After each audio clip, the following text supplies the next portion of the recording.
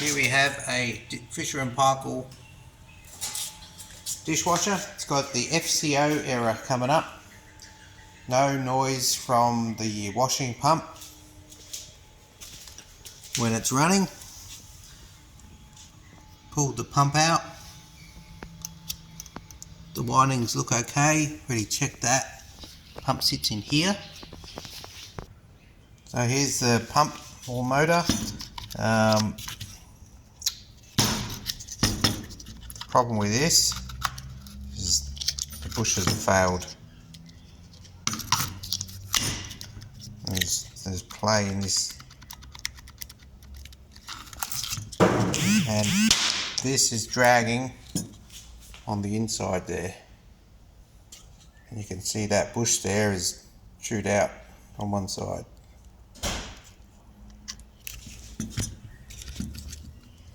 Just there.